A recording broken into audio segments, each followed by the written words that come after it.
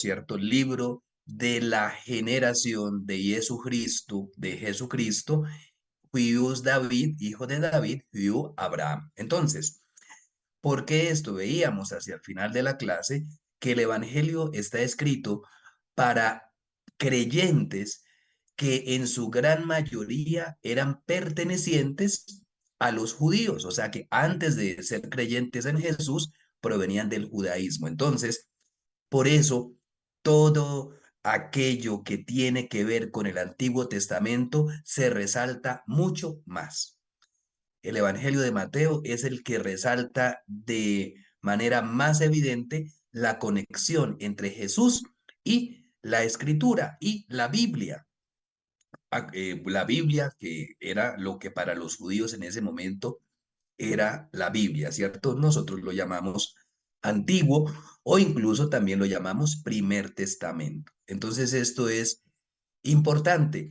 La genealogía, por eso resalta la conexión de Jesús hasta Abraham, un hijo del pueblo de Israel. Jesús es un hijo del pueblo de Israel. ¿Quién es su familia? ¿Quiénes son sus propios, sus copertenecientes?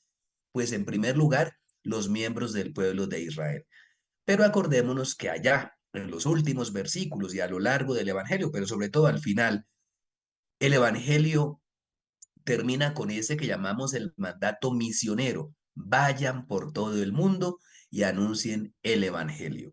Entonces, ¿eso qué tiene que ver? Es la manera como el Evangelio resuelve el conflicto interno que había en la iglesia para decir, oiga, los nuevos creyentes tienen que someterse a la ley de los judíos para ahí sí volverse creyentes en Jesús. Entonces, metafórica o literalmente, tienen que circuncidarse y cumplir todas las leyes y después sí ser excelentes seguidores de Jesús.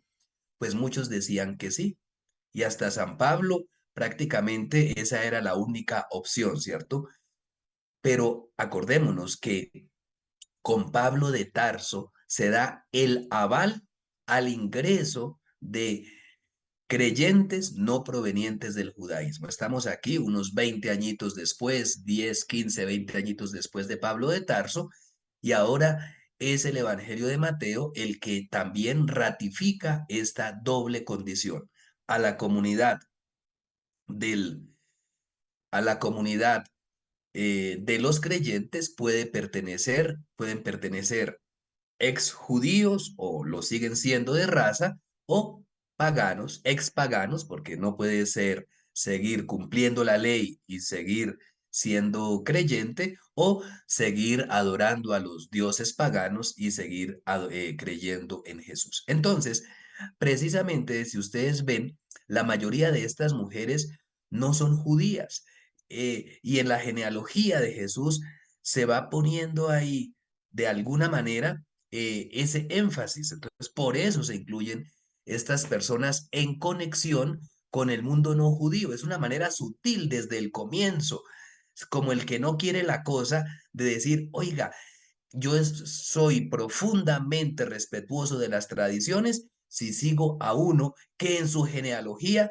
digamos entre comillas, no tiene esa sangre pura judía, sino que también se incluyen allí personas provenientes de otras culturas y por supuesto de otras religiones incluso.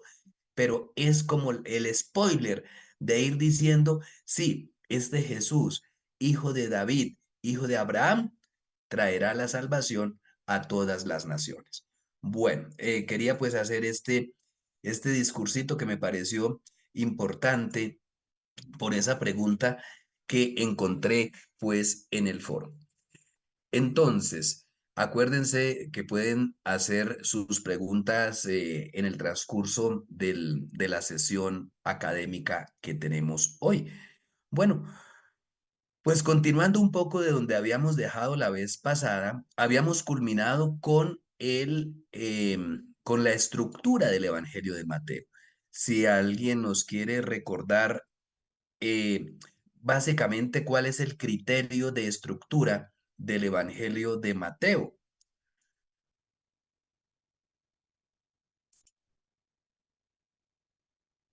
Ánimo.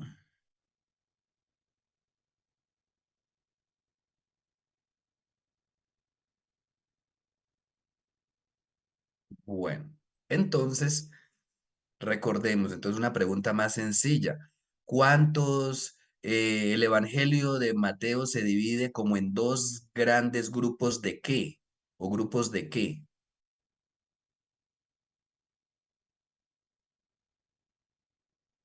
¿Se fueron por ahí? A ver, ánimo, ánimo. Entonces, más sencilla. O bueno, pregunto de otra manera, a ver si están por allí. ¿Cuántos discursos nos narra el Evangelio de Mateo? 5. Bueno, muy bien, gracias, ¿cierto? Entonces, 5 discursos y con eso terminábamos la vez pasada, ¿cierto? El plan literario del Evangelio de Mateo, gracias por participar.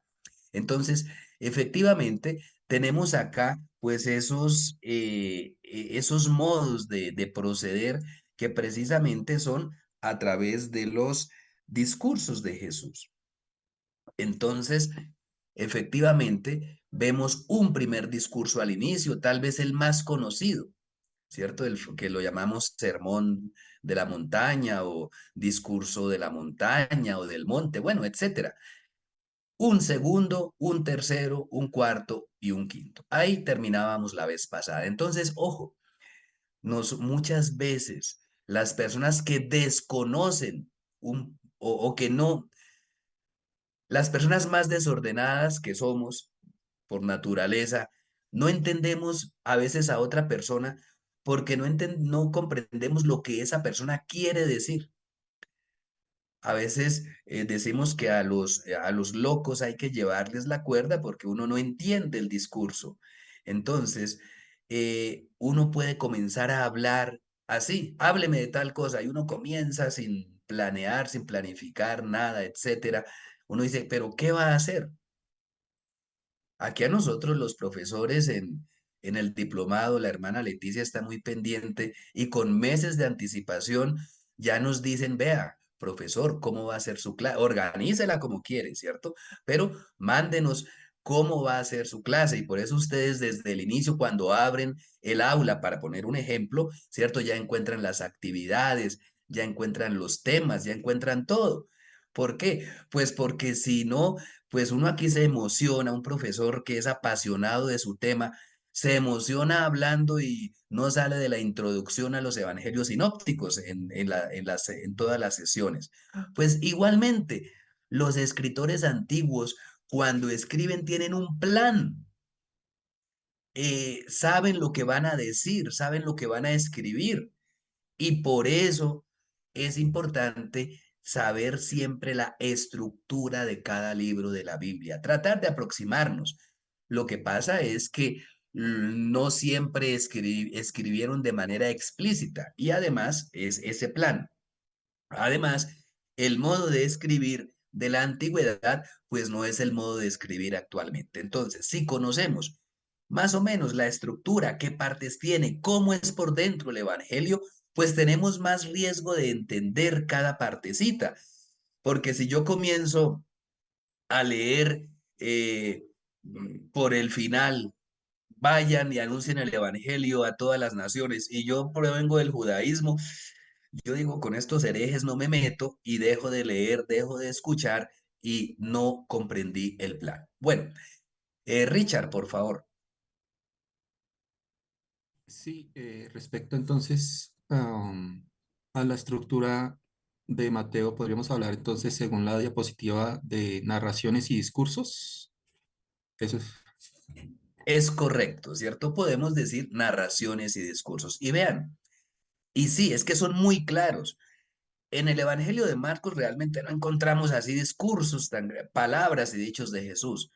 Y en el Evangelio de Juan sí que vamos a encontrar algún discurso largo, sobre todo en la segunda parte, a partir del capítulo 13, después del lavatorio de los pies, vamos a ver que allí hay grandes discursos, o sea, casi que un discurso. Y hay entre discursos y monólogos, ¿no? Ante Nicodemo, ante la samaritana, pero el modo de escribir de Mateo es muy preciso. Él le da precisamente esto. hace que haya un inicio y hace que haya un final en cada discurso. Entonces, vamos a ver eso. Me demoro acá un poquito porque si entendemos cómo está hecho eso, pues entendemos todo. Aquí, ustedes ven, bueno, entre la narración, entonces hay narraciones y discursos, como bien lo recordaba aquí la persona que intervino, que se me borró aquí el nombre, lo tenía, bueno, el de la guitarrita. Veo Richard. Richard, gracias, hermana, ¿cierto? Muy bien. Pero además tenemos algo muy importante que son más, lo llaman los técnicos sumarios, que es un sumario, es lo que hace Jesús, ¿no? Es una síntesis de lo que hace Jesús. El gran sumario lo veíamos allá cuando comenzábamos Barcos, que hace Pablo cuando dice yo a mi vez les transmito lo que recibí, que Cristo murió por nosotros, eh, fue sepultado y al tercer día resucitó. Digamos que ese es el sumario más importante de lo que es el Evangelio. Entonces, vamos a ver aquí un sumario pero ya interno del Evangelio de Mateo. Y vemos que es la diferencia también con el Evangelio propuesto por Pablo, el Evangelio desde el punto de vista literario, más que de contenido como tal. Entonces, por favor, alguien que nos colabore, estamos en el Evangelio de Mateo, capítulo cuarto, versículos 23 al 25. Aquí encontramos el resumen, sumario, anoten, es sumario de la actividad de Jesús. Allí podemos casi decir, ¿qué hacía Jesús? Veamos, por favor. Amén. Y recorrió Jesús toda Galilea, enseñando en las sinagogas de ellos y predicando el evangelio del reino y sanando toda enfermedad y toda dolencia en el pueblo. Perfecto, Hugo, dejemos ahí, ya seguimos. Amén. Pero vea que ese versículo 23 nos dice qué hacía Jesús. A veces nosotros nos enfatizamos mucho como en las sanaciones y no. Dice Jesús primero recorría, caminaba. ¿Por dónde? ¿Cuál era la región Galilea. de la predicación? Ahí está claro, Galilea, ¿cierto? Galilea. Hoy sí tengo aquí, a ver, hagámosle propaganda a una de las Biblias de Sociedad Bíblica. Tengo la Biblia aquí de la Reconciliación, Reina Valera 170, que tiene la ayuda valiosa, que al final, pues tiene esos mapas que vea, son dos, tres hojitas. Aquí está en la pasta dura. Los pobres editores de la Biblia le ponen esa cartulina, ese cartón duro porque piensan que tiene que resistir mucho, porque lo vamos a estar consultando y a veces es lo que menos consultamos. Ahí está muy claro dónde queda Galilea, ¿cierto? Vea, esta está a colores y todo muy bonito, muy interesante. Entonces, recorría Galilea. Pero ojo, no recorría de turismo. Dice, hay aquí, bueno, un participio que en español traducimos por un gerundio, dice enseñando. Ojo, porque es el título. Jesús ese es el que enseña. No sé, ya hemos dicho, pero de pronto por curiosidad, ¿alguien sabe cómo se dice maestro en griego? Se dice, es una palabra no muy extraña, didáscalos. Y enseñar se dice didasco. El maestro didasquea, por decir algo así, ¿no? Y resulta que nosotros en español usamos la palabra didáctica. Ese profesor sí tiene buena didáctica, o sea que sabe enseñar. En griego se diría lo mismo. Ese didáscalos didasquea con una buena didaje, que la didaje es el contenido, es la enseñanza. Entonces, vea que Mateo está presentando a Jesús como maestro. ¿Cómo? Diciendo que recorre Galilea, haciendo qué? Enseñando. Y además, eh, dice predicando, querizo, predica el evangelio. Entonces, enseña, predica el evangelio y dice, y cura, sana toda enfermedad y toda dolencia. Entonces, son tres cosas, no una sola, enseñando, predicando y sanando. Bueno, Pedro, Buenos días, profesor. No sé si me escuchan. fuerte y claro. Bueno, una pregunta. Entendiendo que el Evangelio es o las buenas nuevas o el mensaje, aquí siempre Mateo recalca, el Evangelio del reino tendría un enfoque especial para ellos. Ya el Evangelio para nosotros tiene otro enfoque o es lo mismo. Habla del reino de Dios y en algunos lugares habla del reino de los cielos. ¿Qué diferencia hay? A ver, aquí tiene que decir reino de los cielos o no decir nada. Muy bien. No estaba verificando acá. ¿Por qué? Porque reino de los cielos es típico del Evangelio de Mateo. El reino de Dios, del cual nos menciona Marcos, pues no podemos decir que es exactamente lo mismo. Se imaginan, hace alusión a algo similar, pero Mateo realmente Marcos está en un ambiente un poquito no estrictamente judío. Entonces, en ese ambiente se entiende mejor reino de Dios. Pues vea, incluso el término es más universal.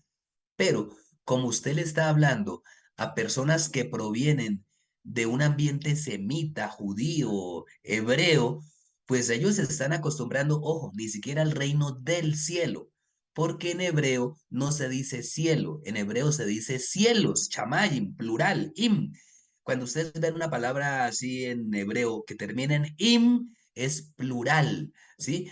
Para decir que puede significar o el conjunto de o la totalidad de, ¿cierto? Los cielos, ellos entienden eh, los cielos, pues porque también en la antigüedad se hablaba como de una clasificación que había un cielo y después más arribita otro cielo y concéntricamente muchos cielos. Entonces, el Dios de las culturas antiguas, cada Dios tenía como su cielo donde estaba allí, pero para la cultura judía, el Dios es el Dios de los cielos, habita la totalidad de los cielos. Entonces, los judíos estaban más habituados a hablar de cielos que de cielo y de cielos que de Dios. Acuérdense que para los judíos, que eran muy astutos, que Jesús les va a decir, ¿no? En el Evangelio, pues como lo que está es prohibido jurar en vano, y entonces, claro, uno dice, pues ya no juro por Dios, sino ya, entonces, pero ellos sustituían la palabra Dios por ejemplo, el estrado de sus pies o por el nombre de Dios, ¿sí? Entonces, claro, técnicamente no estaban jurando por Dios, pero por algo que lo sustituía. Eso también aquí al hablar de cielos. Cuando hablamos del reino de los cielos, pues no es que los cielos van a reinar, estamos refiriéndonos, o se referían los judíos o Jesús, al que habita los cielos. Es una manera para nombrar allí, ¿cierto?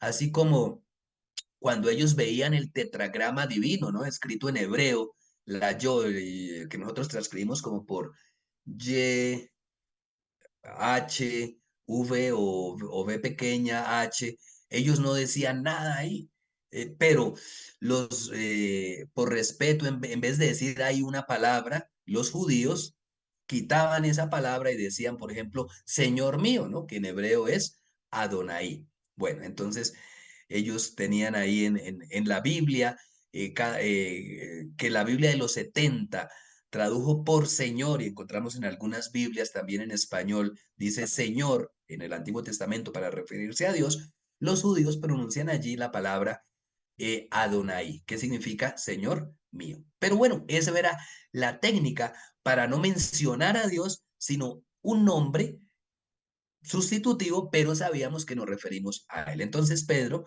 esa mención es al reino de Dios, pero en el Evangelio de Mateo no vamos a encontrar la expresión reino de Dios, sino la expresión reino de los cielos. Y en cuanto a la palabra evangelio, él no está hablando del evangelio que nosotros conocemos, sino aquí es casi un nombre común. La buena noticia, la buena noticia del reino, o sea, la buena noticia que es el reino, no es el evangelio técnico, que nosotros conocemos hoy, sino la buena noticia del reino. Porque Jesús predica es eso, el reino de Dios, o en la terminología de Mateo, el reino de los cielos. ¿Por qué? Porque realmente Jesús no se pudo haber predicado a sí mismo, ¿cierto? O sea, ¿cómo va a predicar su resurrección si todavía no ha avanzado? Entonces, pero el reino de Dios es la buena noticia que predica Jesús.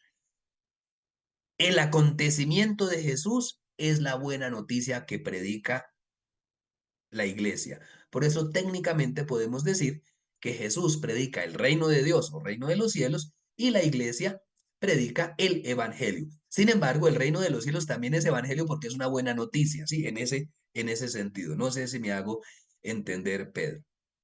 Bien, perfecto. Entonces, hasta aquí la actividad de Jesús.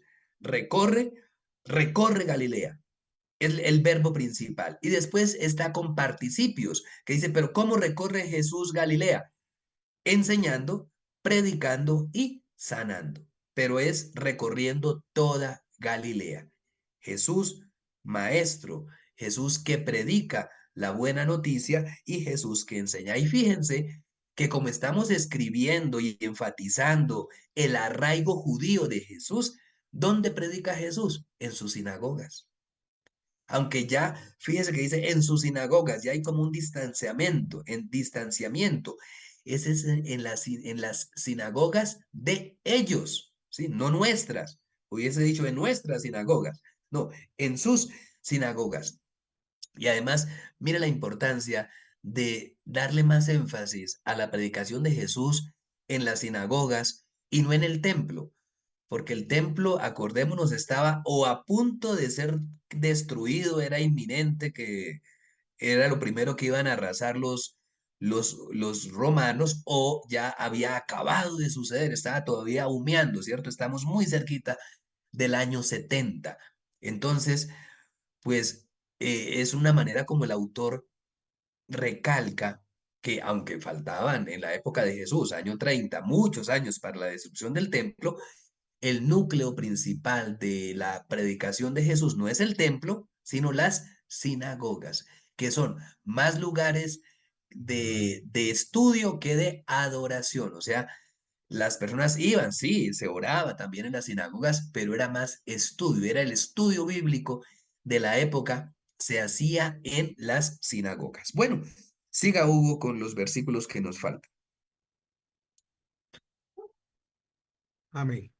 24. Y se difundió su fama por toda Siria, y le trajeron todos los que tenían dolencias, los afligidos por diversas enfermedades y tormentos, los endemoniados, lunáticos y paralíticos, y los sanó. Y le siguió mucha gente de Galilea, de Decápolis, de Jerusalén, de Judea y del otro lado del Jordán. Amén. Bueno, entonces efectivamente aquí tenemos toda la distribución geográfica de Jesús y casi que los invito a que ahí en sus Biblias, en la página, en la pastica donde tienen el mapa, pues vean ustedes dónde quedan esos lugares, ¿sí? Galilea, pero dice, ojo, le siguió, su fama se difundió por toda Siria, al norte, ¿sí? Al norte, Siria. Y le siguió mucha gente de Galilea, de la Decápolis, que es al norte, las ciudades que están como al norte oriente del lago de Galilea, ¿cierto? Ciudades paganas, Jerusalén, Judea y del otro lado del Jordán, lo que hoy sería más o menos Jordania, ¿cierto? Entonces vea, la actividad de Jesús se restringe a Galilea, él no sale de Galilea. La fama llega hasta el extranjero, hasta Siria. Vea cómo Mateo ya está jugando con que no se puede contener a los creyentes, es decir, solo los de Judea. No, es que ni siquiera comenzó en Judea, comenzó a predicar fue en Galilea. Pero la fama se difunde por todas partes. Ya es una manera de ir preparando a las personas a ese anuncio misionero o ese alcance misionero del Evangelio. Es la propuesta de Mateo. Y los seguidores de Jesús provienen de otras partes. Esto es un sumario, porque uno lee el Evangelio y en el Evangelio que están Jesús recorriendo. Dice Jesús que hace, enseña y hace. O sea, enseña los discursos, los 5 discursos que va a desglosar y hace cosas, sana, realiza el reino en las partes narrativas del Evangelio. No es el único sumario que encontramos nosotros en el Evangelio. Hay otro en el capítulo 9, antes del siguiente discurso. Leámoslo, capítulo 9, versículo 35, siquiera hasta el 36. 35 al 36. 9, 35 al 36. Leo, profesor. Sí, él cita. Ya. Mateo, capítulo 9, del 35 al 36, ¿verdad? Sí, por favor. Bien. La mies es mucha. Recorría Jesús todas las ciudades y aldeas, enseñando en las sinagogas de ellos y predicando el evangelio del reino y sanando toda enfermedad y toda dolencia en el pueblo. Y al ver las Perfecto. Hasta ahí, hasta el 35, porque ahí después ya viene la conexión con el discurso que sigue. Pero fíjense, en 2 versículos, el sumario de todo lo que hace Jesús. Bueno, tengan ahí. Y ahora vamos entonces con el inicio de los discursos y el final de los discursos. Entonces ustedes, por favor, 5:1.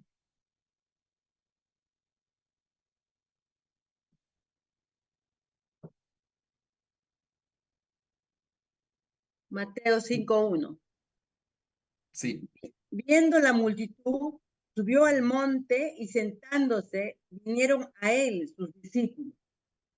bueno, y si quiere el 2 también. Y abriendo su boca les enseñaba diciendo. Vea, y desde ahí hasta el final del discurso, Jesús sigue hablando, pronunciando un gran discurso. De vez en cuando hay por ahí alguna intervención muy breve, pero es un discurso. Vea cómo Mateo introduce cada discurso. Viendo la multitud, sube al monte. Veamos el final del discurso. Entonces tenemos que ir hasta el 28, 7:28, por favor, 7:28.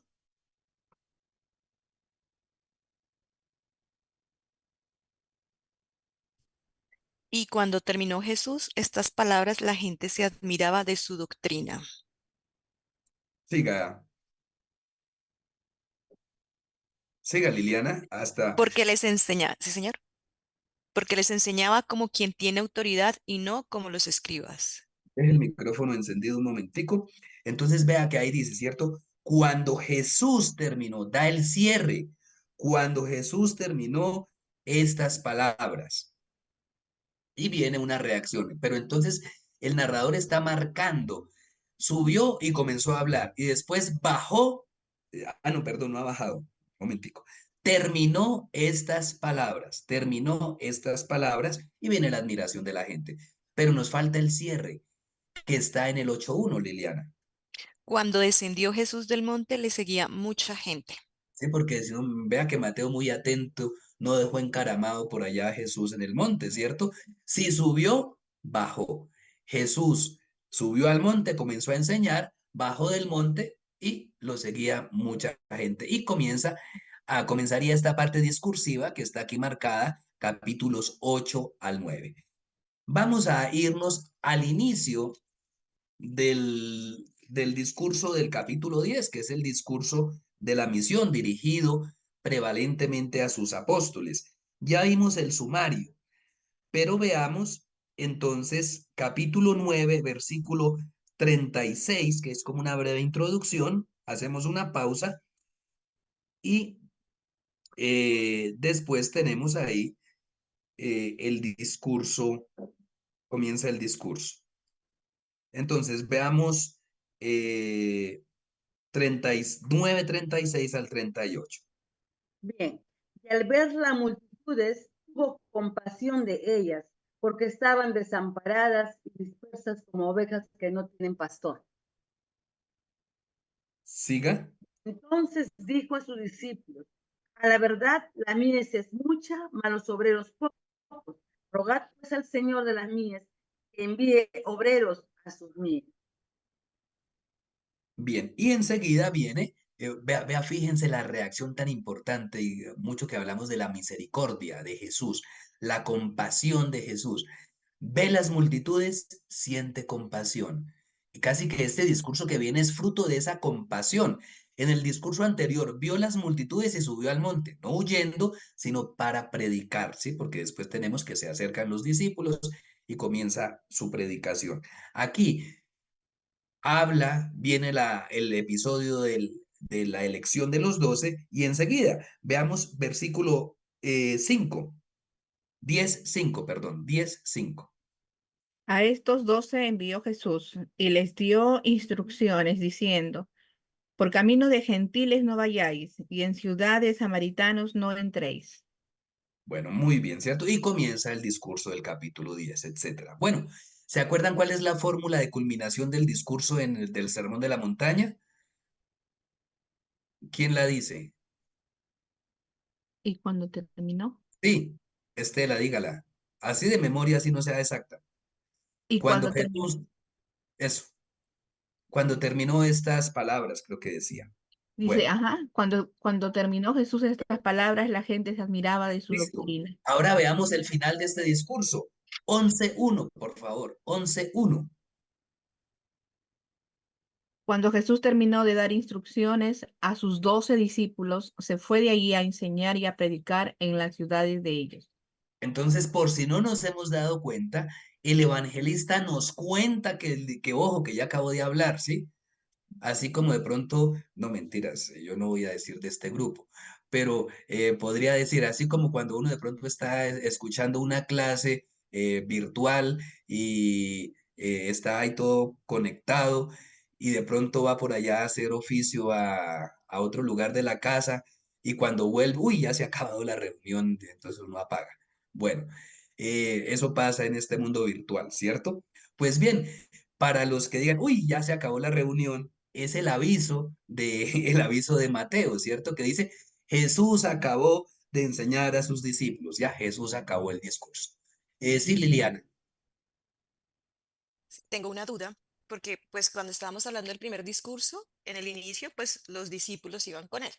Y en este segundo discípulo perdón, segundo discurso, que es el tema de la misión, habla de los apóstoles. Por lo menos, pues aquí en el título, lo digo es por el título que tiene en la versión que tengo de 1960, de la Reina Valera, iniciando el 10 dice elección de los 12 apóstoles. Ahí, ¿cuál podríamos decir que es la diferencia entre esos 12 discípulos? Permi- Porque de hecho inicia así, ¿no? Que llama a sus 12 ya. discípulos. Permítame un segundo que tengo que traer el texto griego. Un segundo, por favor. Gracias.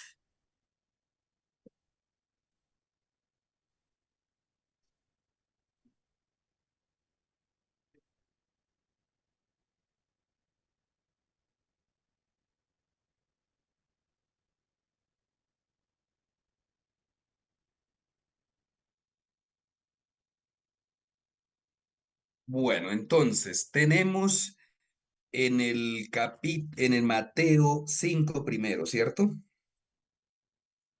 Esa es la pregunta, ¿cierto? Sí, que en Mateo 5 cuando comienza su discurso, está con los 12 discípulos. Y aquí cuando hablamos en el segundo discurso que da la misión, que es el discurso de la misión, habla de los apóstoles. Bien, aquí dice, en griego dice discípulos, correcto en 5:1, pues para la precisión. Eh, Aquí, perdón, estamos hablando en el 10, Del 10:1. no, en Lo el digo, 10:1. Ah, ya. No, también dice discípulos. Aquí el texto que yo tengo dice entonces llamando a sus 12 discípulos, ¿cierto? sí, lo digo más es por el título que tiene como tal en la Biblia, que dice Elección de los elección de 12 los 12 apóstoles. apóstoles, Ah, exacto. bien, correcto, muy bien. Eh, Liliana, porque usted habla griego, porque me acaba de decir, ¿cuál es el título que tiene ahí? Elección de los 12 Apóstoles. apóstoles. Resulta que en griego, enviado se dice apóstol, ¿cierto? Ok. Entonces, precisamente por eso a estos 12, o sea, yo no puedo elegir ser, ¿qué?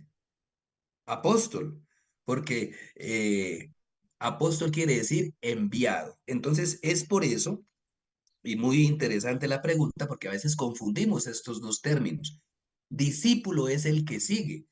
Yo no me acuerdo si hicimos énfasis en esto la vez pasada, cuando hablábamos de Juan Bautista, ¿cierto? El maestro enseña, el discípulo, ojo, no aprende. El discípulo sigue. Nosotros hoy, por el mundo académico y eso, pensamos que el discípulo y el alumno aprende. No, el maestro, el verbo de maestro es didascaquear, digamos, enseñar. Vea, el verbo, el verbo del discípulo es seguir. El maestro enseña, el discípulo sigue. Ahora, dentro de los discípulos, Jesús elige unos apóstoles, o sea, porque los discípulos eligen seguir. Yo no puedo elegir ser apóstol, porque para ser apóstol alguien me tiene que mandar, alguien me tiene que enviar, ¿cierto? Nosotros aquí en Colombia, porque Liliana dice Colombia, nosotros decimos cuando se lo mandan por un mandado, ¿cierto? O sea, al que mandan por el mandado es cuando el papá o la mamá le pide un encargo al niño, vaya a la tienda, vaya allí, haga esto, haga aquello. Pues si a usted no lo mandan, no tiene el mandado. Por eso también aquí se habla del mandato misionero de Jesús a los discípulos. Misionero, porque usamos la raíz latina. En latín, misio es enviar, misio, pero en griego es apóstol. Apostoliar es enviar.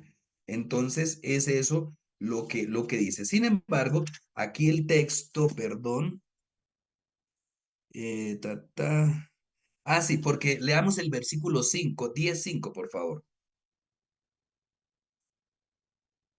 A estos 12 envió Jesús y les dio instrucciones diciendo, por camino de gentiles Exactamente. no vayáis y en ciudad samaritana no entréis. Entonces, mire que les voy a leer el verbo en griego se los voy a leer.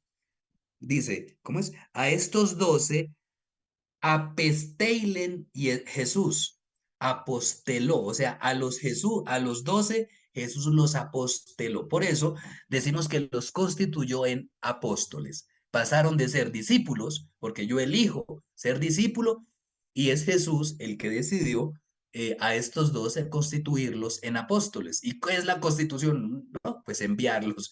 Entonces ya son enviados a predicar y a hacer estas cosas. No sé si me hago entender, Liliana. Perfecto. Gracias. Giovanni. Buenos días. Yo quería hacer una pregunta con respecto a lo del apóstol. ¿El apóstol tiene algunas características que lo identifiquen como para ser apóstol o Pues la primordial es esa, ser enviado, ¿cierto? Es lo que llamamos la apostolicidad formal, ¿sí? El apóstol es enviado. Yo no puedo aparecer por ahí, ¿cierto? Por eso Pablo dice a uno les dio ser apóstoles, les dio. Yo no puedo aparecer por ahí diciendo, uy, yo soy apóstol. Tiene que haber una conexión, pues así lo entendían, un enviado. Entonces, nosotros hoy podríamos hablar del apostolado, así como muy técnico, pero seguramente si hablásemos griego, entonces un niño podría decirlo y mi mamá me apostoló aquí a traer la leche en la tienda, ¿sí? Es eso. Pero pues ya en detalles del apostolado, pues es diferente, es diferente un poco desde cada contexto y hay ciertas particularidades en cada evangelio y en cada escrito del Nuevo Testamento acerca de los requisitos del apóstol. Pero lo primordial, lo que sí es común a todos y es obvio para todos es que sea enviado. No voy a entrar por cuestión de tiempo en cada una de las cosas, pero para responder a la pregunta, requisito primordial del apóstol, ser enviado. Aquí estamos hablando del apóstol según el Evangelio de Mateo, ¿cierto? Ya acordémonos pues que la iglesia va evolucionando. Eh, Jesús no prohibió explícitamente, no sé, el consumo de la cocaína. Entonces es permitido porque no está prohibido expresamente, ¿cierto? Sino que con base en las generalidades que encontramos en los evangelios, pues la iglesia se va constituyendo y también se va adaptando en cada tiempo. Bueno, entonces Es esto muy importante tenerlo en cuenta. Apóstol, enviado, discípulo, seguidor de Jesucristo. Pero bueno, volviendo a nuestro esquema, en el versículo 1 del capítulo 11 teníamos una cuestión similar, ¿cierto? Jesús acabó estas instrucciones, ¿cierto? Jesús acabó estas enseñanzas. Veamos el inicio del siguiente discurso. Y vemos que es más bien claro. Capítulo 13, versículo 1 al 3. 13, 1 al 3, por favor. Aquel día salió Jesús de la casa y se sentó junto al mar. Y se le juntó mucha gente y entrando él en la barca, se sentó y toda la gente estaba en la playa. Y les habló muchas cosas por parábolas, diciendo, he aquí, el sembrador salió a sembrar. Muy bien, ¿cierto? Ahí tenemos ese inicio. ¿Cómo debería ser el final? Y, si ustedes son ayudantes escritores de Mateo, ¿cómo debería ser el final del discurso? Arriésguense. Bueno, no se quieren arriesgar. Entonces leamos y no lo van a encontrar fácil, rápido. Bueno, leamos 13:53. Aconteció que cuando terminó Jesús estas parábolas se fue de ahí. Sí. Sí, por no arriesgarse, y usted sí quería decir eso, vea, ¿cierto? Muy bien. Entonces, siempre Jesús o siempre Mateo culmina, él le pone su sello, dice, ojo, terminó de decir estas parábolas. Tenemos después, como ustedes ven ahí en la pantalla, la siguiente sección narrativa que nos tiene pues la muerte de Juan Bautista, el camino de Jesús sobre el mar, todo lo que pasa allí, la alimentación de los 5,000, bueno, lo que discurre todo esto acá, las distintas hechos de Jesús, incluso la transfiguración está allí narrada y terminado el capítulo 17, entonces Jesús sigue su predicación. Entonces, leamos el inicio, 18, 1 al 3. Bien, Mateo 18 del 1 al 3. En aquel tiempo los discípulos vinieron a Jesús diciendo, ¿quién es el mayor en el reino de los cielos? Llamando Jesús a un niño, lo puso en medio de ellos. Dijo, de cierto os digo que si no os volvéis y os hacéis como niños, no entraréis en el reino de los cielos. Así que cualquiera que se humille como este Bueno, niño, ese así, hasta ahí, hasta el 3, bueno, 3 y 4, listo. Entonces, está el inicio. ¿Cómo se imaginan que es el final? El Y 19:1. cuando Jesús terminó estas palabras, Ujú. se retiró Exacto, de ¿cierto? allí. Uy, vea, se lo Ujú. imagino, exacto, muy bien, ¿cierto? Pero vea, tiene esa fórmula de terminación, ¿cierto? Cuando Jesús terminó estas palabras. Tenemos cuarto, bueno, nos queda un discursito, ¿cierto? Entonces, vean, y cada uno tiene una temática muy especial. Entonces, eh, inicio del último discurso, 23:1. Entonces habló Jesús a la gente y a sus discípulos diciendo, Muy bien. Eh, ¿Qué tiene que tener un discurso para hacer discurso? Tener un inicio y un final, ¿cierto?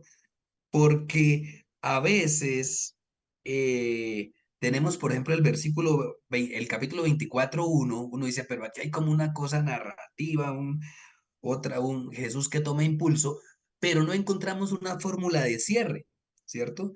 Entonces, la fórmula de cierre la encontramos solo hasta el final del capítulo 25. Entonces, leamos cómo debe decir. Bueno, ojalá no hayan leído todavía. Y si este es el último discurso, ¿cómo lo pondrían? Piensen un momentico. Ahora sí leamos, 26:1. Cuando hubo acabado Jesús todas estas palabras, dijo a sus discípulos: Muy bien. Entonces, vea, ¿qué le añadió? Y ya veo que Estela está subrayando eso que encontró diferente, muy bien. ¿Qué es diferente para dar finalización a los discursos? ¿Qué hay de raro? Dice, cuando hubo acabado Jesús todas estas palabras. Eso, le añade el todas estas palabras. En todas estas partes está la palabra griega logos, que significa palabra o que significa asunto. Cuando Jesús acabó estos discursos, solo que aquí por la traducción un poquito a veces nos cambia. Pero el que es diferente sí es el de parábolas. Cuando termina el discurso de las parábolas dice, cuando Jesús acabó estas parábolas. Pues bien, terminado este quinto y último gran discurso de Jesús en el Evangelio, el evangelista como que nos avisa para que no, tranquilos, no, ya no, pueden descansar, ¿no? Cuando el sermón está muy largo, ¿no? Uno dice, uy, ¿cierto? Entonces a veces eso pasa, ¿cierto? Que estamos escuchando un sermón y uno de pronto ya está cansadito y el que está haciendo el sermón como que hace el tono para terminar y no, haciendo es tono para tomar impulso. Pues no, aquí ya le está indicando, estoy acabando y acabando radicalmente, ya no hay más discursos. Jesús acabó la totalidad de los discursos. Y entonces, por eso ya viene pues la narración de la pasión, muerte y resurrección. Incluso vea la conexión directa. Leamos 26:1 al 5. Cuando hubo acabado Jesús todas estas palabras, dijo a sus discípulos: Sabéis que dentro de 2 días se celebra la Pascua, y el Hijo del Hombre será entregado para ser crucificado. Entonces los principales sacerdotes, los escribas y los ancianos del pueblo se reunieron en el patio del sumo sacerdote llamado Caifás, y tuvieron consejo para prender con engaños a Jesús y matarle. Pero decían: no durante la fiesta, para que no se haga alboroto en el pueblo. Entonces vea que esta narración también da como esperanza a los lectores, porque, uy, no, pero lo mataron y qué tal nos tuviera que decir algo más, ¿no? Porque acabamos de leer que Jesús acabó todos estos discursos, es decir, que la enseñanza de Jesús, la obra de Jesús está completa, pues falta lo más importante, pero según este modo de exponer el Evangelio, lo que tenía que decir lo dijo, ya quedó dicho. Y bueno, y veamos entonces cómo cada discurso, aquí lo pongo de esta diapositiva porque nos permite ver como eh, el plan general, bueno, lo que dice el título ahí, o sea, ¿para dónde va el Evangelio? Entonces, mire que la importancia al inicio es el reino de los cielos. ¿Cuáles son las condiciones para entrar en el reino de los cielos? ¿Cuáles son las condiciones? ¿Qué le tiene que decir Jesús, no solamente a los discípulos, sino específicamente a los apóstoles, a los que tienen algún encargo de predicación, de misión?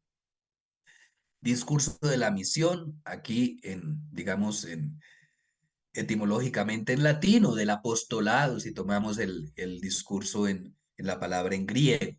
Bueno, después tenemos el discurso central, les decía hace 8 días antes de terminar, las parábolas y el discurso 18.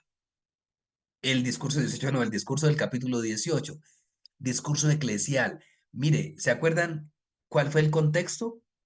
¿Quién andaba por ahí antes del discurso? Lo acabamos de leer.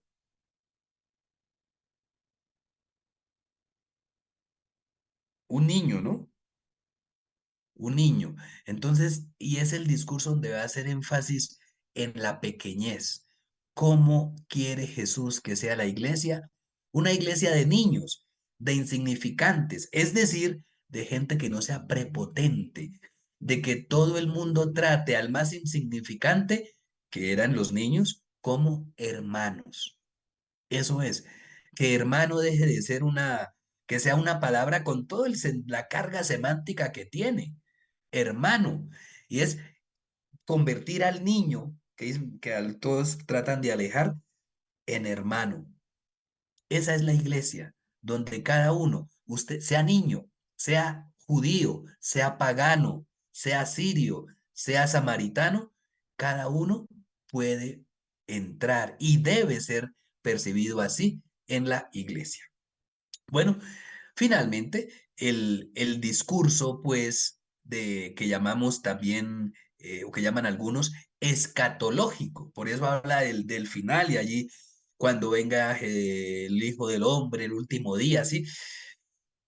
Aquí, bienaventurados los pobres de espíritu, porque de ellos es el reino de los cielos. O sea, como cuando uno tiene el documento notarial donde dice, esta casa es suya. Pero ojo, porque esto es cuando le entregan las llaves, ¿sí? La consecución del reino. Venid benditos de mi Padre, tomad en posesión el reino preparado para vosotros desde la creación del mundo, ¿sí? Entonces, aquí la promulgación del reino, aquí la consecución del reino. Y pues la parte central del evangelio, la pasión, la muerte y la resurrección de Jesús. ¿Cierto? El inicio, pues ya el final del tiempo de Jesús y el tiempo de la iglesia. Vea, miren que si damos cuenta con sutileza, el Evangelio está llamando allí. Para qué entonces? ¿Cuál sería el objetivo? Un objetivo central del Evangelio es consolidar la iglesia. O sea, ¿cómo es la iglesia? Incluso algunos expertos llaman a este evangelio el evangelio eclesial, porque es cómo deben ser los discípulos. Los discípulos, entonces, y comienza, valga la redundancia, desde el inicio, pobres en espíritu, puros de corazón, buscadores de la justicia, bueno, etcétera, ¿sí? Y como en cada discurso y con cada narración, lo que se pretende es cómo debe ser cada cristiano. Es pautas de acción para la vida de cada creyente que se encamina a ser seguidor de Cristo en el reino de Dios. Bueno, aunque ya he respondido algunas preguntas, pero pues de pronto 5 minuticos si alguien tiene alguna inquietud para ya seguir con el siguiente tema. Bueno, no olviden, entonces, por favor, vayan haciendo las preguntas porque, eh, pues porque ya nos queda el último trocito y ya después, si se les vienen todas las preguntas a las 9, ¿qué? A las 10:45 no las alcanzamos a tratar. Pero bueno, entonces ya los sesgué para que hicieran preguntas. Entonces, Oscar y Pedro, por favor. Clara, si no entendemos. Sí, buenos días. Una pregunta, pastor. Cuando arranca el discurso en el capítulo 5 arranca pues con las bienaventuranzas y me llama la atención que ya en el último discurso habla acerca de que tuve hambre, tuve sed, fui forastero, estuve desnudo. Podemos decir que existe en el comienzo la posición del discípulo y al final la respuesta del discípulo y de alguna manera se pueden estar uniendo, digamos, ese comienzo con ese final como una conclusión a todo el discurso y donde se han dado las pautas al comienzo o, lo ve como dos temas diferentes. Gracias.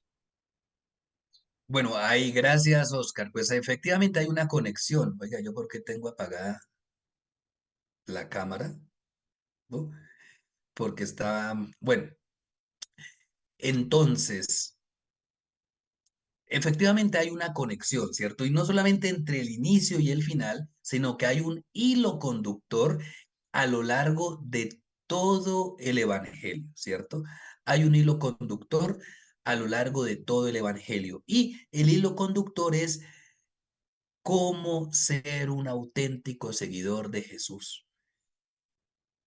especialmente instrucciones para personas provenientes del judaísmo, pero entonces cómo a través de esta narración se abre ese corazón, se abre esa mentalidad un poco cerrada del judaísmo con ahora a un carácter universal. Entonces, es eso. Y por eso efectivamente se entiende que aparezca la misma temática al inicio y al final, como bien lo ve Oscar y trata un poco de explicarlo este plan, al inicio la promulgación del reino y al final ya cómo es que realmente se consigue el reino, casi que explicando qué quería decir ser pobre de espíritu, ser puro de corazón, con ejemplos concretos. Ah, tuve hambre y me disteis de comer, tuve sed y me disteis de beber, estuve desnudo y me vestisteis, fui forastero y me acogisteis, estuve en la cárcel y vinisteis a verme, estuve enfermo y me visitasteis, ¿sí? Casi como ejemplos concretos de decir, claro que sí, tú entendiste todo y puedes entrar al reino de los cielos. Tú no entendiste nada porque estabas esperando una aparición de ángeles y tuve hambre, pero ¿cuándo? ¿Cuándo te vimos enfermo? ¿Cuándo te vimos en la cárcel? ¿Cuándo te vimos hambriento? Y Jesús, ay no, el Hijo del Hombre, ay Dios mío, estos no entienden nada. Cada vez que no hicisteis nada por estos hermanos míos, vea, más pequeños, conmigo no lo hicisteis. O cuando hicisteis esto con estos hermanos más pequeños, vea, discurso del capítulo 18, ¿cierto? El más pequeño, conmigo lo hicisteis. Entonces, hay esa conexión radical, la importancia de los más mínimos, de los más pequeños, de los más insignificantes, de los más desfavorecidos, para construir la comunidad. Gracias, Oscar. Vamos con Pedro y después con Leslie. Bueno, muy interesante, en especial que el objetivo de Mateo sea el cómo ser la iglesia. Pues yo había escuchado que en Mateo solamente se hablaba en dos ocasiones de la iglesia, cuando había una ofensa de un hermano, dilo a la iglesia. Y cuando Pedro hizo su confesión, sobre esta roca edificaré mi iglesia. Entonces que la iglesia había comenzado o tuvo su inicio en el libro de los Hechos. Pero hoy me encuentro que aquí está cubierto el tema de la iglesia. Quería como una ampliación de ese tema porque a uno le explicaban eso. Y dos, una inquietud ahí con Juan Bautista, que Juan fue el que dijo, he aquí el Cordero de Dios que quita el pecado del mundo, pero luego yo veo a Mateo diciendo y a Juan mandando a sus discípulos a preguntarle a Jesús si era el que había de venir o esperamos a otro. ¿Por qué esa confusión? Bueno, gracias. Bueno, lo de la iglesia, efectivamente, estamos en Mateo, ¿cierto? Entonces, Mateo pone todo en una única obra, distinto a Lucas, que su obra la pone en dos volúmenes, ¿no? Entonces, Lucas pone, digamos, el tiempo de Cristo, el Evangelio, y el tiempo de la iglesia, Hechos de los Apóstoles, pero es la misma obra. Nosotros la dividimos porque él mismo la quiso presentar en dos volúmenes, perdón, ¿no? Cuando abriendo el segundo volumen dice, en mi primer libro, querido Teófilo, ¿cierto? Entonces él divide. Probablemente circularon en un mismo rollo o en dos rollos independientes al inicio, pero quiso poner un rollo dedicado a los asuntos de Jesús y un rollo dedicado a los asuntos de la iglesia, ya sin la presencia física de Jesús. Eso no quiere decir que allí también el Evangelio no esté dando instrucciones de cómo tiene que ser la iglesia. El Evangelio, el Evangelio de Mateo, como cada escrito del Nuevo Testamento, voy a decir algo y si no se entiende, pues estoy dispuesto a explicarlo, o si no me hago entender, vea, primero es la iglesia y después es el Nuevo Testamento. Cuando Pablo escribe, años 50 y alguito, la iglesia ya existía. Es más, Pablo compara a la iglesia como el cuerpo de Cristo. Entonces existe la iglesia y después existen los escritos. los escritos del Nuevo Testamento nacen en la iglesia. ¿Mm? Y por tanto, pues al comienzo, sobre todo Pablo es muy reactivo, las cartas de Pablo son reactivas, problemas en la iglesia, solucione, decimos en Colombia, chicharrones, problemas, ¿sí?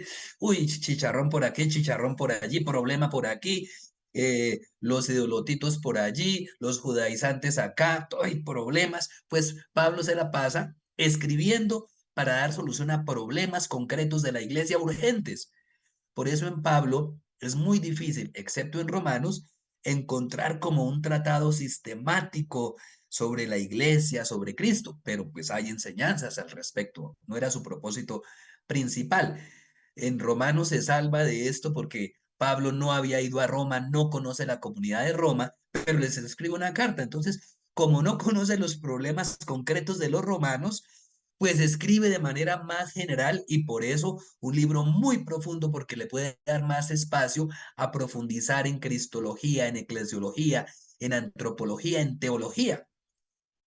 Cuando se escribe el Evangelio de Mateo, pues se escribe para también lo mismo, pero ya no a problemas muy concretos como los de Pablo, sino a situaciones más generales. ¿Cómo es el comportamiento del seguidor de Cristo en la iglesia? Y en cuanto a lo de Juan Bautista, pues es porque precisamente en los evangelios siempre está presente la identidad de Cristo. Y si se pone a Juan Bautista a mandar razones a Jesús, ¿quién eres tú? ¿Eres tú el que ha de venir? Etcétera. Pues es un poco porque si el gran componente de los seguidores de Jesús para el Evangelio de Mateo provienen del judaísmo, de ese 100% de judíos, que no era el 100%, bueno, de ese gran porcentaje de judíos, un gran porcentaje de esos judíos habían sido seguidores de Juan Bautista, tenían en alta estima a Juan Bautista y por eso Juan Bautista aparece con una importancia superior en cada uno de los 4 evangelios. ¿Sí? Marcos lo comienza aludiendo a su ministerio. Mateo también. Lucas, es más, Lucas narra primero el nacimiento del Juan Bautista y después el de Jesús. Y Juan Bautista y el Evangelio de Juan incluso lo pone como el gran testigo de Jesús. Este es el testimonio de Juan cuando los judíos de Jerusalén enviaron a preguntarle. Entonces, es esa un poco la importancia radical de Juan Bautista que en narración pues aparece de esta forma en los evangelios. Muy importante hablar de ese personaje y gran importancia le dan los evangelios. Y para terminar esta rondita de preguntas, Leslie. Sí, buenos días. Bueno, la parte está escatológica. La segunda venida de Cristo siempre se enfatiza como que va a ser como repentina y va a ser también anunciada con ese pregonero. Pero acá lo describe Mateo de una manera distinta para mí, ¿verdad? Como lo leemos más adelante por Pablo, ¿verdad? Cuando lo está hablando y por el mismo Juan. Te quiero, no sé si hay alguna explicación de este abordamiento que hace Mateo. Bueno, muy bien, gracias, Leslie. Una cosa para decir, ojo, nosotros decimos que como lo dijo Pablo primero, pero no, es al contrario, primero lo dijo, sí, no como lo dice Pablo después, primero lo dijo Pablo, después lo dice Mateo. Lo que pasa es que nosotros en la Biblia está más o menos organizada los libros más densos al inicio, los evangelios y después las cartas de Pablo. Acordémonos que fue al revés. Primero Pablo escribió y después se escribieron los que llamamos nosotros evangelios. Pero digamos que también se encuentra en Mateo este abordaje de una venida al improviso de Jesús. Pero, ¿cuál es el objetivo de esta predicación? Que el comportamiento sea ejemplar de cada cristiano a partir de ya. No puedo esperar a seguir a Jesús pasado mañana porque qué tal Jesús venga esta noche, ¿sí? Es como el argumento. Y por eso allá dentro del discurso escatológico también está la que aquí en el capítulo 25 se llama Parábola de las 10 vírgenes, ¿cierto? Que precisamente trata esa situación de decir, bueno, ay, esto como no es, que como todavía no viene, nos da tiempito de ir por aceite. Y resulta que mientras van por el aceite, llega el Señor.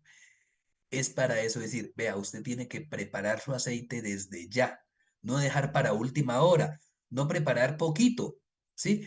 Esté preparado ya. Entonces, también este aspecto, o sea, ¿cuál es el sentido de predicar una segunda venida de Jesús inminente? Que los creyentes estén preparados para una auditoría espiritual ya. No es pasado mañana, es ya. Un poco ese sería el sentido con el que el Nuevo Testamento nos presenta una segunda venida de Jesús, pero es una segunda venida inminente. No quiere decir, ay, entonces el Nuevo Testamento es mentiroso porque mire, van 2000 años y nada que se acaba el mundo, ¿sí? Nada que lo hemos podido acabar ni con la guerra atómica. Bueno, no, es que el sentido no es eso, no es de ser un adivino brujo, de decir, uy, eh, el 10 de agosto a las 13:57 con 2 minutos eh, es el fin del mundo. No, el sentido es vivir la iglesia en la presencia de Jesús, que cada uno pueda vivir estos principios de vida eclesial completamente. Es un poco ese el sentido, Leslie. Bueno, y un poco nos da el tiempo para ver los grandes bloques que encontramos precisamente al interior del Evangelio. Ya veíamos esta primera parte, especialmente cómo lo que encontramos en los primeros 4 capítulos, sobre todo los 2 primeros, son novedad absoluta. A nadie se le había ocurrido narrar la infancia de Jesús, el origen de Jesús humano, ¿cierto? Y entonces aquí vemos un poco, así comenzaba yo respondiendo a la pregunta por la genealogía que había en el foro, de ese arraigo necesario. Jesús, hijo de David, hijo de Abraham. Es súper importante ver allí esa parte y cómo presenta a ese Jesús, hijo de David, o sea, hijo del rey. Y ya habíamos hablado anteriormente de ese título de Jesús. Entonces, de manera muy particular, allí está la adoración de Jesús. Acuérdense que cuando estos sabios venidos de Oriente van a donde Herodes dice, ha nacido el rey de Israel, hemos visto su estrella, hemos venido a adorarlo, o sea, a reconocer que Jesús es el rey. A Jesús se le adora aquí como rey, no como hijo de Dios, no como Dios. Es que nosotros estamos acostumbrados a que se adora solo a Dios, no. Acuérdense, pues nosotros no, pero en la corte, eh, en la corte inglesa o en la corte española, ahora si uno ve videos cuando en una solemnidad, ¿no?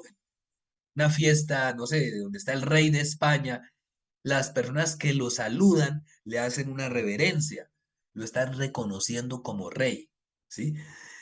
Ante Carlos III de Inglaterra, ¿cierto? Antes era como más, casi como que las mujeres hacían como una inclinación medio de arrodillar, no era arrodillarse, pero era inclinar la rodilla. Uno decía, ay, pero idólatras, entonces no hay cristianos en Inglaterra porque cómo le doblan la rodilla a la reina, no, la estaban reconociendo como reina o como rey. Aquí los magos los sabios de Oriente están reconociendo a Jesús como rey. Hemos venido a adorarlo. Y ojo, porque eso está dentro del contexto que ellos ya habían escuchado, acordemos, estamos en el año 70, de la adoración al rey que hacían los romanos. Los romanos adoraban al rey, al emperador. Y aquí los magos no adoran ni al emperador ni a Herodes, adoran a Jesús. Reconocen que el rey es Jesús. Por eso era el problema con los romanos, por eso fue que se persiguió a la iglesia en el primer siglo y en el segundo. finales del primer siglo, comienzos del siglo segundo, ferozmente, porque reconocían que el rey era Jesús, como lo reconocieron los, los, los sabios venidos de Oriente. Y vea aquí,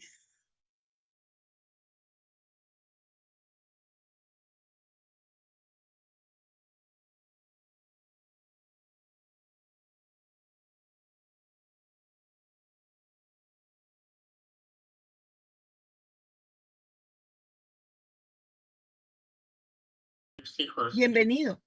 gracias, pero no fueron muchos segundos, ¿cierto? Ah, no, poco. Bueno, bien, entonces, ¿cómo el que gana es el pequeño? ¿Sí? ¿Cómo el que gana es el pequeño? Ya desde esos relatos de la infancia, está preparando el Evangelio a eso, que lo importante es resaltar al pequeño. Entre más pequeño, mejor, porque no ganó Herodes, sino ganó el niño pequeño. Entonces, como no entendemos, pues si hubiésemos entendido con ese relato, ahí se hubiera acabado el Evangelio. Pero no entendemos que para ser perfectos hay que hacernos como niños, como pequeños. Eso es.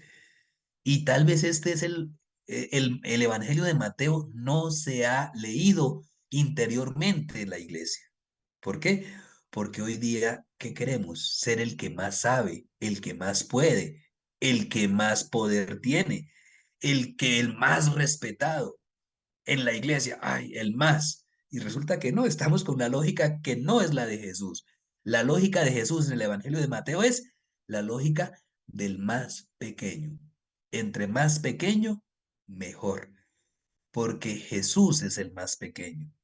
Desde, eso no lo quiso presentar, tal vez le dio como pena a Marcos presentarlo, pero presentar a Jesús pequeño, Jesús desnudo, Jesús en pañales, Jesús perseguido, Jesús migrante, y es el rey, un rey diferente, porque es un rey que exalta la pequeñez. Y un rey que en su pequeñez, pero que la pequeñez de Jesús, esa es su grandeza. En su pequeñez cumple la justicia. La justicia de Dios. Hace 8 días les preguntaba, ¿qué es eso de la justicia de Dios, cierto? Y aquí, bueno, ¿qué es eso de la justicia de Dios? Entonces, y ustedes respondían, justicia, ¿se acuerdan qué es justicia?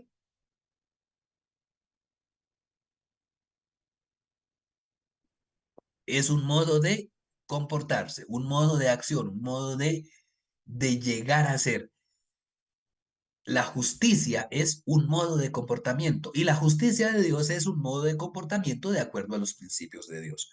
Por eso incluso cuando Jesús llega para el bautismo a ser bautizado por Juan, que Juan no lo quiere bautizar, Jesús ¿cómo lo convence? Le dice, conviene que se haga esto para que cumplamos toda justicia, para que completemos toda justicia. Un poco ese es el sentido que tenemos allí. Y bueno, la parte ya del discurso de la montaña tiene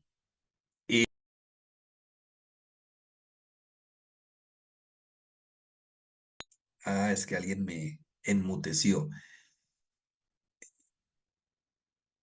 Una de esas partes es las bienaventuranzas, ¿cierto?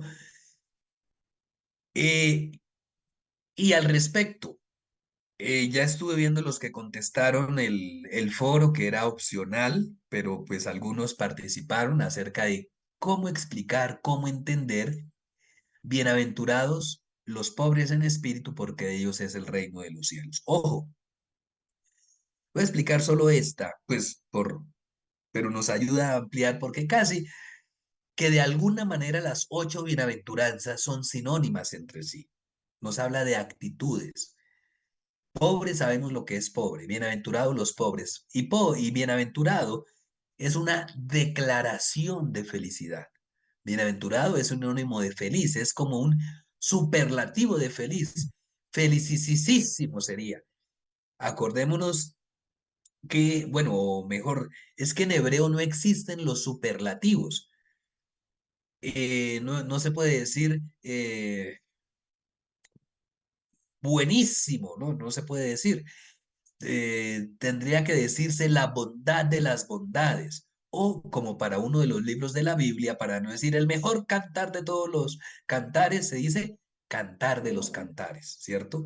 Pues bien, el primer salmo, si se pudiese traducir en la primera palabra, Salmo 1, que nosotros leímos feliz o bienaventurado, realmente sería la felicidad de las felicidades para el hombre que camina en la ley del Señor. Eso sería lo que hay aquí de fondo en las bienaventuranzas. Es una declaración, la felicidad de las felicidades, la mayor de las felicidades, ¿para quién? En primer lugar, para el pobre en espíritu. Pobre, aquí usa una palabra en griego que es tojos, que significa el que no tiene nada. Sería el mendigo, el que depende absoluta, no es el pobre que hay que entró en bancarrota y que ya no tiene 37 millones de dólares, sino 35,5. No, no es ese pobre. Pobre es el que no tiene modo de llegar al día siguiente, que si lo coge la noche no tiene ni cómo arroparse y va a morir de frío, que va a morir de hambre porque no tiene pan, que va a morir de sed porque no tiene agua. Ese es el pobre, el que no, el que depende, el que si nadie le da pan, muere, el que depende de otro para vivir. Así como nosotros a veces, hace rato pasó la Copa América y esas cuestiones, ¿cierto? Y uno a veces cuando está en la fase de grupos dice, uy, no, todavía podemos clasificar, hemos perdido 2 partidos, pero si fulano pierde y no sé quién pierde, puedo pasar como el mejor cuarto, una cosa así. O sea, depende de otro, ya no depende de su fuerza, no depende de su trabajo. Ese es el pobre. Bueno, y aquí nos dice pobre de espíritu, pobre en el espíritu, sería textualmente. Dichosos los pobres en espíritu. Esta traducción efectivamente está muy literal. Los pobres en espíritu. Los pobres en espíritu. Ojo, no es pobre de espíritu, porque yo puedo ser pobre de bitcoins, o pobre de yenes, o pobre de dólares, o pobre de soles, o pobre de pesos, o pobre de dólares. No, no es pobre de o pobre de espíritu, o sea que me faltan los dólares o que me falta el espíritu. No, es pobre en el espíritu. El espíritu es lo más profundo del ser humano. Es el que en lo más profundo de su ser humano, que es el espíritu, el neuma, el ruaj, en lo más pobre de su ser, en lo más profundo de su ser, disculpen, es pobre. O sea, el que se reconoce a sí mismo como pobre. Y eso sí es difícil. Si nos encontramos con pobres orgullosos, es difícil, pero no infrecuente, ¿cierto? Imagínense si yo no me considero pobre, entonces, ¿qué es? Pues efectivamente, para un pobre material es más fácil ser pobre en espíritu. Ojo, no es solo aquel que reconoce su pobreza espiritual, no. Es el que en su interior, en su espiritualidad, en donde decide las cosas, se concibe pobre. Oiga, sí, no es aquí en Colombia, uy, usted no sabe quién soy yo soy más que usted, ¿sí? Eso no es ser pobre en espíritu. Pero pues ser pobre en espíritu es, uy, hermano, yo lo necesito. Usted es mejor. Sin usted, yo no llego a mañana. Ser pobre en espíritu, no solamente reconocer que necesito de Dios, eso es fácil. Pues todo el mundo dice, pues ¿quién es más? Dios, pues sí. No, eso es fácil. Eso, aquí todos los que estamos somos, diríamos, somos pobres en espíritu, porque pues somos creyentes. No, pues y es que ¿quién no? Vaya usted a decir, oiga, es que yo necesito del otro. Uy, no, yo de ese que voy a necesitar, si vea todos los pecados que tiene. Yo de ese que voy a necesitar, si me cae mal, ¿sí? comete errores, ¿sí? Yo dependo del otro y me doy cuenta de eso y soy consciente de eso, eso es pobre en espíritu. Un sinónimo. Si no os hacéis como niños, no entraréis en el reino de los cielos. Y más adelante en el Evangelio. Entonces, vea que esto es fundamental. Entender esto es el núcleo de la vida cristiana. Eso es lo que predica Jesús. Y a Jesús lo sometieron a prueba. Le dijeron, bueno, entonces usted es más chiquito que los demás. Venga, lo matamos. Y lo asesinaron. Y Jesús no cambió de parecer. Murió como el más pobre o como recuerda. Y aquí, pues, eh, es la manera como Mateo pone por obra, por predicación, lo que Pablo había escrito en la carta a los filipenses, ¿cierto? Cristo, a pesar de su condición divina, no hizo alarde de su categoría de Dios, al contrario, se anonadó a sí mismo, pasando por uno de tantos, y se sometió incluso a la muerte y una muerte de cruz. Pequeño. O sea, eso que Pablo ya había explicado, cómo lo narra con Mateo, pobre en espíritu. Si no os hacéis como niños, no entraréis en el reino de los cielos. Richard.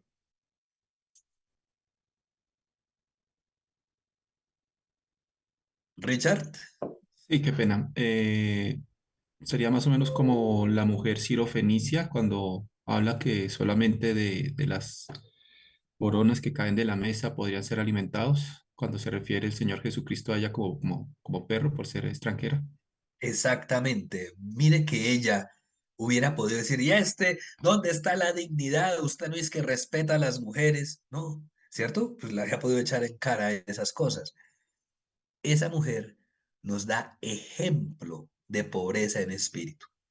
Porque no, o sea, dice, vea, las obras, pero yo dependo de esas obras. El perrito depende de esas obras. Entonces, digamos, Richard, yo creo que es una buena lectura de esa pobreza en espíritu. Pero nosotros, 20 siglos, tenemos dificultad. Hemos tenido por ahí raras excepciones, hombres y mujeres de profunda fe, de profunda convicción, que nos dan ejemplo de pobreza en espíritu.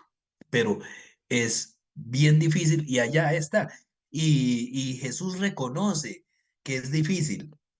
Y Jesús nunca le dice a sus discípulos, oiga, ustedes son perfectos. No, ¿qué les dice? Sean perfectos. Un llamado a la perfección. Y la perfección es esa, la pobreza de espíritu, que es igual, muy similar, o está en el mismo campo semántico, incluso están juntas, por ejemplo, a la pureza de corazón, porque yo no tengo nada que me haga impuro en el corazón, porque erradiqué todo egoísmo, toda prepotencia, todo alarde de superioridad, o incluso es sinónimo de la mansedumbre, vea, ¿cierto? O sea, podemos decir lo mismo de esa mujer o de cada ideal de creyente y de cristiano, de misericordia, de búsqueda por la paz, de hacedores de paz, de sufrir a causa de la justicia de Dios. Bueno, entonces en ese sentido, eso es lo que nos marca la pauta. Y precisamente, y casi que Jesús dice, allá en el centro del capítulo del Sermón de la Montaña, si quieren podemos leer, está en el, bueno, hacia el fin, uy, a ver, 12, sí, señor, 12, ahí. Ah, sí, capítulo 7, versículo 12. Alguien, por favor.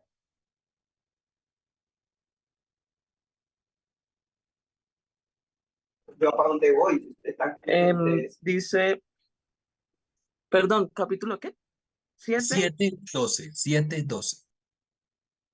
Dice, así que todas las cosas que queráis que los hombres hagan con vosotros, así también haced vosotros con ellos, porque esto es la ley y los profetas. Si vea que él resume, dice, vea, yo no me estoy inventando el agua tibia. Jesús también está predicando esta situación. Y dice, vea, todo esto que yo he dicho se puede resumir. Usted actúe, tenga la actitud con los demás, la actitud que quiera, pero que sea la misma que usted desea para usted. Entonces, pues claro, ahí está la clave. Y la actitud que nos disgusta más muchas veces es la del otro que alardea, la del otro que es prepotente, la del otro que es indiferente, la del otro que no es solidario. Bueno, ya cada uno escoge, pero incluso aquí Jesús dice, mire, aquí yo les doy un elenco, las bienaventuranzas, pero también usted puede hacer sus propias bienaventuranzas. Es decir, usted cómo quiere que los demás lo traten. Ah, bueno, póngase en la tarea a tratar así a los demás. Un poco ese es el sentido de estas palabras. Y también la importancia de poner en práctica esos discursos de Jesús. Como él dice, como él dice también al final del discurso, ¿cierto? El leamos de este discurso, leamos 7:24 al 27, por favor. Cualquiera pues que me oye estas palabras y las hace, le compararé a un hombre prudente que edificó su casa sobre la roca. Descendió lluvia y vinieron ríos, y soplaron vientos y golpearon contra aquella casa y no cayó, porque estaba fundada sobre la roca. Pero cualquiera que me oye estas palabras y no las hace, le compararé a un hombre insensato que edificó su casa sobre la arena. Y descendió lluvia y vinieron ríos y soplaron vientos y dieron con ímpetu contra aquella casa y cayó. Y fue grande su ruina. Vea la importancia entonces que Jesús da, y esto lo podemos valer para todos los discursos, ¿cierto? El que escucha estas palabras y las pone en práctica y las hace es ese hombre sabio. Por eso al final del Evangelio dice, vengan benditos de mi Padre, hombre sabio, construyó sobre la arena. No es saberse las palabras de Jesús, es poner en práctica las enseñanzas de Jesús, lo más importante, ¿cierto? Y a nivel de educación también lo vivimos diariamente. Hoy se evalúa no solo el saber saber, sino el saber hacer e incluso el saber ser, la integridad. No es saber qué habría que hacer, realizar esas cosas, sino ser íntegro, que es un poco lo que nos predica Jesús. Bueno, y entonces Jesús pues pone esto en práctica, porque en esta sección narrativa de los capítulos 8 al 9, pues Jesús ¿a qué se dedica? A poner en práctica lo que él ha predicado. Dice, ojo, pobre en espíritu, limpio de corazón, preocupado por los más pobres y necesitados, pues ¿con quién se la pasa? ¿Qué? Sana el leproso, sana un extranjero, hace una serie de milagros, ¿cierto? En esta sección y culmina con ¿por qué lo hace? Porque no sueles hacer es con actitud, la actitud. Y la actitud ya la leímos, que es, vio a la muchedumbre y sintió compasión. Porque a usted hasta le pueden hacer un favor, pero uno con la mirada, con la actitud, con la postura corporal, uno está viendo si a la otra persona a uno le interesa o lo hace porque tiene. Cuando uno va a cualquier oficina, así sea un banco, bueno, los bancos nos atienden bien para que les dejemos la platica, pero eh, uno nota la actitud de quien lo atiende en una ventanilla y sobre todo si son cosas estatales, a veces son súper engorrosas y súper demoradas, porque quien nos atiende muchas veces muestra que no nos quiere atender. Está allí porque le toca, que está allí porque lamentablemente no son las 5 de la tarde para poderse ir a su casa.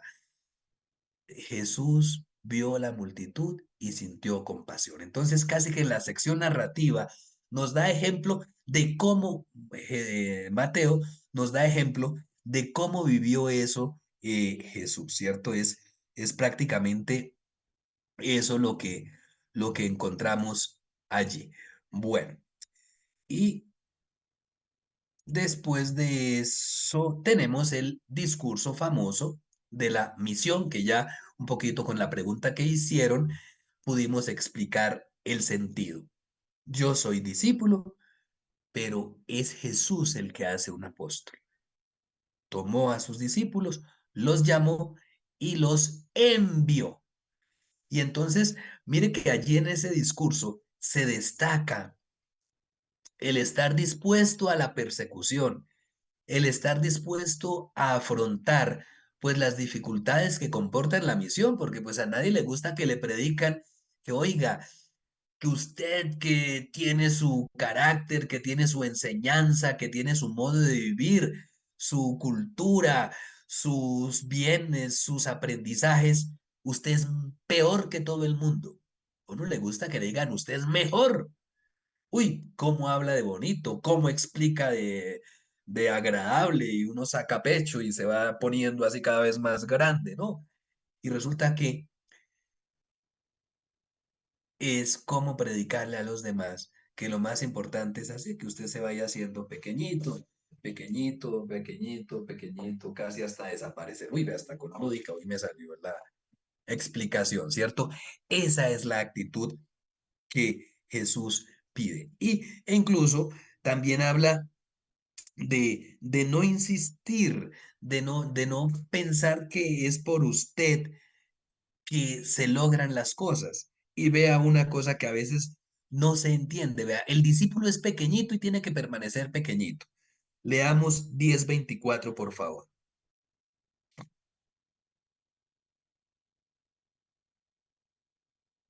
10:24. El discípulo no es más que su maestro, ni el siervo más que su señor. Correcto, ¿cierto? Porque pues si el discípulo se pone delante del maestro, ya veíamos la vez pasada, deja de ser discípulo y lo tendríamos que tratar precisamente como maestro. También al final del mismo discurso dice, pues, leamos 37 al 39, por favor, 10:37 al 39. Y el que 10:37 al 39, el que ama a padre o madre más que a mí no es digno de mí. El que ama a hijo o hija más de mí no es digno de mí. Y el que no toma su cruz y sigue en pos de mí no es digno de mí. El que haya su vida la perderá, y el que pierde su vida por causa de mí la hallará. Bien, correcto, ¿cierto? Entonces ahí está cuál es la actitud. Dice, no es perderlo todo, es ganarlo todo, porque es ser pequeño en la iglesia para ser el más grande en la iglesia, para ser el más grande en el reino de los cielos. Y a este discurso sobre la misión de los apóstoles, pues viene ya una serie de narraciones. Aquí viene el episodio que preguntaba, no me acuerdo si era Richard, acerca de Juan Bautista, al cual se le dedica mucha, pues gran parte del Evangelio, casi un capítulo, ¿cierto? Y para enfatizar a Juan capítulo 11:11. Entre los que nacen de mujer, no se ha levantado otro mayor que Juan Bautista. Pero vea, miren, mire otra vez ese juego pequeño grande. El más pequeño en el reino de los cielos es mayor que Juan Bautista.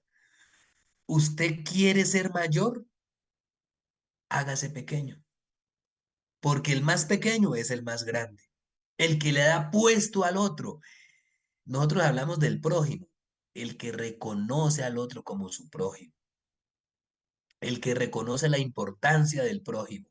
Ese es el que, pues tiene la importancia. Y aquí pues se destaca cuestiones como el bautismo, el juicio, así en contraposición con las bienaventuranzas, pues también los ayes, ¿sí? Que es lo contrario a a esas ciudades, así como dice, a las ciudades soberbias, a las ciudades, y pues a los habitantes que no reconocen a Jesús.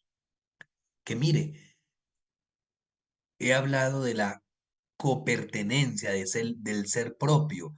Ciudades como Cafarnaúm, que eran ahí donde Jesús estuvo, donde Jesús predicó, donde lo conocían. con cercanía física con Jesús, pero con lejanía real de Él. Y por eso están los ayes, que son declaraciones de no felicidad para estas personas, y donde se destaca precisamente la sencillez de Jesús en estas dos realidades, ¿cierto? Que termina con algunos dichos y hechos de Jesús. Lo más fundamental o una parte fundamental de la predicación de Jesús es precisamente la predicación en parábolas. Yo creo que muy conocidas y en otros evangelios están regaditas por ahí.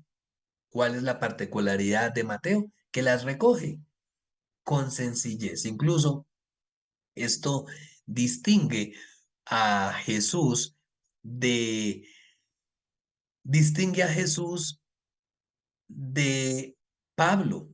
Pablo usa en su predicación, pues, ejemplos de la vida urbana, ejemplos de, de militares, mientras que Jesús usa con frecuencia es ejemplos de la vida campesina, ejemplos de la cotidianeidad, y estos son los que muestra acá en pues en la predicación, ¿cierto? La semilla, el granito de mostaza, la levadura, el trigo, la cizaña, ¿sí? El tesoro escondido, la perla escondida, cosas que sus interlocutores van a entender y están entendiendo de la mejor manera posible. Entonces,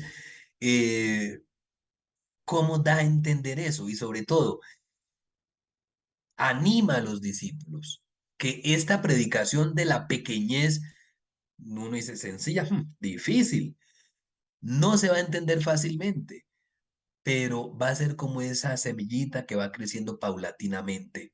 Y entonces es importante que la tengamos en cuenta. Después de esto, pues vienen, después de la predicación en parábolas, pues viene ya pues una alusión más directa. Efectivamente, preparando el discurso eclesial, pues nos habla un poco con estos ejemplos y con estas narraciones de la vida de la iglesia, ¿cierto?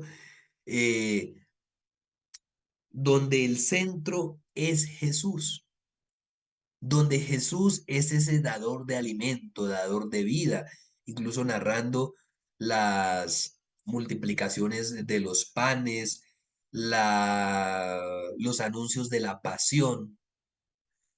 El que quiere tomar su cruz, el que quiere ser el más grande, tome su cruz y me siga.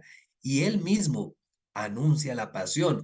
Y tenemos dentro de este relato, el centro que es la resurrección. Y aquí un poco mediada ya el evangelio, el spoiler de cómo va a terminar todo, ¿no? Porque anuncia la pasión, pero inmediatamente, ¿cierto? Después de este primer anuncio de la pasión, viene el spoiler que es la resurrección, donde Mateo nos presenta el relato de la transfiguración que presenta a Jesús en sus vestidos de resucitado, por decirlo de alguna manera. ¿Cuál es el sentido de la transfiguración? Mostrar que el camino de la grandeza es la pequeñez. El camino de la resurrección es la cruz. Tome su cruz y me siga. Anuncia su propia pasión, pero también le deja ver a sus discípulos cómo es la cuestión de la resurrección. E incluso, tanto así que ellos llegan a decir, oiga, hagamos aquí 3 tiendas, quedémonos acá, ¿cierto? Uno, una para ti, otra para Moisés, otra para Elías. Pero inmediatamente esa experiencia termina para dar a entender que, ojo, que no se puede llegar a esa grandeza de la resurrección sin el camino de la cruz, sin el camino que viene por la pasión. Y aquí también, bueno, en eso termina y viene después ya el discurso eclesiástico, eclesial, que nos narra cómo tiene que ser de manera, o sea, todo el Evangelio es eso, pero el capítulo 18 tiene una densidad eclesial impresionante. ¿Quién es el mayor? ¿Qué hay que hacer por el más pequeño, por el más perdido, por el planetés, el perdido, la oveja perdida? Ir a buscarla, las 99. Allí está lo que alguien alucía, el perdón al hermano. La parábola de los dos deudores, todo eso, pues tiene que ver allí por tratar al otro como el yo pequeño del otro. Pero si el otro me ofendió, no importa, usted busque reconciliarse con él. Pero el otro me ofendió, perdónelo, porque si usted no perdona de corazón, pues su patrón, Dios, tampoco lo perdonará, ¿sí? Entonces, es mostrar a Dios en la propia vida. Al único que le toca mostrar a Dios en la propia vida no es a Dios, no es a Jesús, perdón, es a cada seguidor de Jesús. Si Jesús mostró a Dios en su propia vida, perdonando, siendo misericordioso, poniéndose en segundo plano respecto a los demás, y yo me declaro seguidor de Jesús, pues debo ser coherente con esta declaración. En la tercera sección que ocurre antes de Jerusalén, pues tenemos también algunas enseñanzas especiales de Jesús, ¿cierto? Y aquí viene todo, geográficamente se ubica ese ingreso de Jesús a Jerusalén.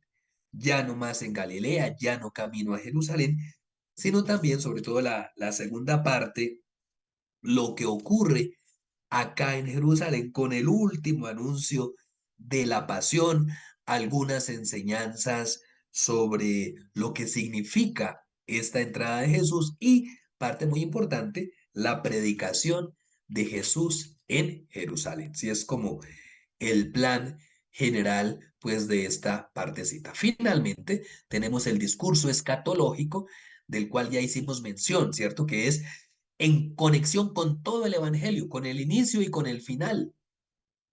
Y el criterio es, ¿usted qué tanto se hizo pequeño de los demás? ¿Qué tanto hizo sentir a los demás grandes respecto a usted? Personas de respecto a usted. Y ya llegamos al núcleo del Evangelio, que es la pasión, muerte y resurrección, que es muy conocida por todos nosotros, ¿cierto?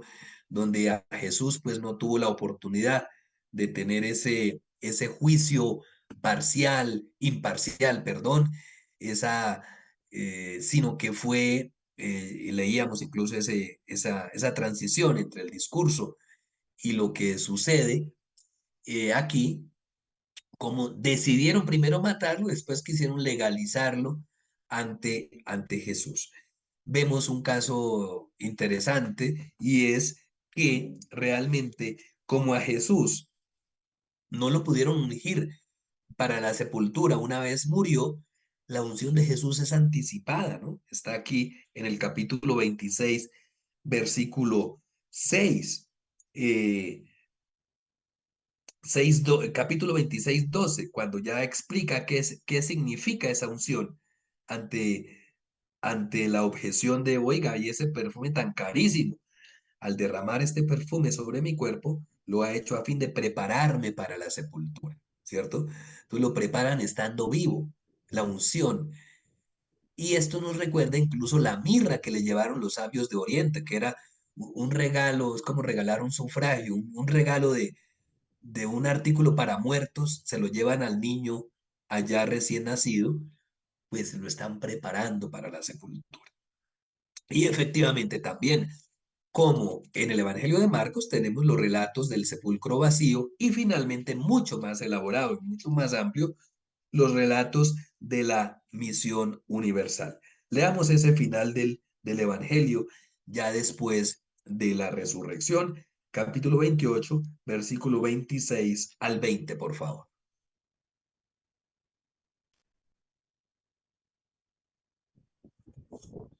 16 al 20, ¿era? Sí, correcto. Pero los 11 discípulos se fueron a Galilea, al monte donde Jesús les había ordenado, y cuando le vieron, le adoraron, pero algunos dudaban. Y Jesús se acercó y les habló diciendo, toda potestad me es dada en el cielo y en la tierra. Por tanto, id y haced discípulos a todas las naciones, bautizándolos en el nombre del Padre, y del Hijo, y del Espíritu Santo, enseñándoles que guarden todas las cosas que os he mandado. Y he aquí yo estoy con vosotros todos los días, hasta el fin del mundo. Amén.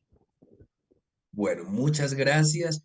Y pues con esta lectura terminamos esta primera, espero, visión panorámica de estos dos primeros evangelios, el Evangelio de Marcos y el Evangelio de Mateo, con algunos puntos que hemos profundizado de todas maneras que les ayudan a entender la generalidad del Evangelio.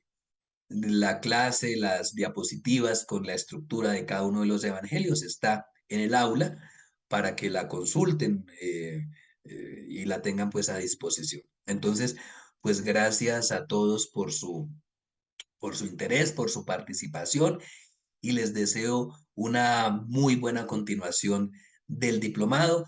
Espero que estar en sus oraciones y igualmente les aseguro las mías. Que Dios los bendiga y muchas gracias por su atención.